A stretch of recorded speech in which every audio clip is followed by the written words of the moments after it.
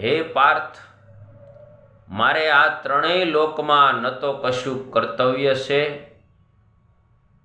કે ન કશીએ પ્રાપ્ત કરવા જેવી વસ્તુ અપ્રાપ્ત છે, છતાંય હું કર્મમાં જ વર્તું છું.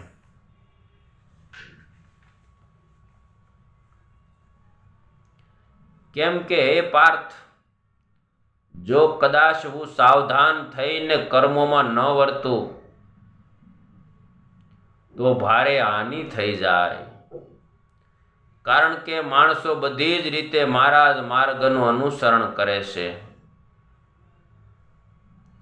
આથી જો હું કર્મ ન કરું તો આ બધા માણસો નષ્ટ ભ્રષ્ટ થઈ જાય છે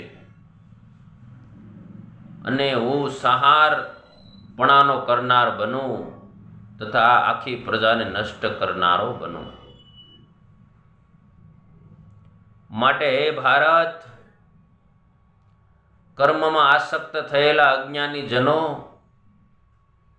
જે પ્રમાણે કર્મ કરે છે, આસક્તિ વિનાનો વિદ્વાન પણ લોક સંગ્રહની ઈચ્છા રાખતો તે જ પ્રમાણે કર્મ કરે. પરમાત્માના સ્વરૂપમાં અચળ ભાવે સ્થિત થયેલો જ્ઞાની પુરુષ શાસ્ત્ર વિહિત કર્મોમાં આસક્તિ રાખનારા અજ્ઞાનીઓની બુદ્ધિમાં ભ્રમ અર્થાત એ કર્મો પ્રત્યે અશ્રદ્ધા ન ઉપજાવે, પરંતુ પોતે શાસ્ત્ર વિહિત સઘળા કર્મો સારી પેઠે કરતો રહી એમની પાસે પણ તે જ પ્રમાણે કર્મ કરાવે. વાસ્તવમાં સઘળા કર્મો સર્વ પ્રકારે પ્રકૃતિના ગુણો વડે કરવામાં આવે છે, છતાં પણ અહંકાર દ્વારા મોહિત થયેલા અંતઃકરણનો અજ્ઞાની હું કરતા છું એમ માને છે. પણ હે મહાબાહો, ગુણ વિભાગ અને કર્મ વિભાગના તત્વને જાણનાર જ્ઞાન યોગી તો સમસ્ત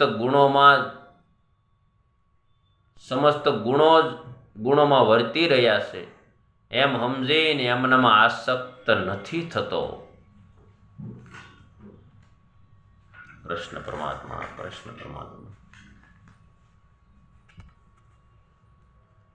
પોતાના ધર્મમાં તો મરવું પણ કલ્યાણકારી છે, જ્યારે અન્યનો ધર્મ તો ભયપ્રદ છે. હે કૃષ્ણ, તો પછી આ માણસ પોતે ન ઈચ્છતો હોવા છતાં પણ પરાણે જોડ્યો હોય એમ કોઈનાથી પ્રેરાઈને પાપનું આચરણ કરે છે. શ્રીમદ ભગવદ્ ગીતાની વાતો છે મિત્રો. મારા બધા જ સબસ્ક્રાઈબર મિત્રોને એક વાત હંમેશા કહું છું કે આ જ્ઞાન ભગવદ્ ગીતાનું જ્ઞાન છે, સર્વોપરી જ્ઞાન છે. આ વિડીયો જેટલો થાય તેટલો શેર કરજો, લાઈક કરજો અને સબસ્ક્રાઈબર કરાવજો.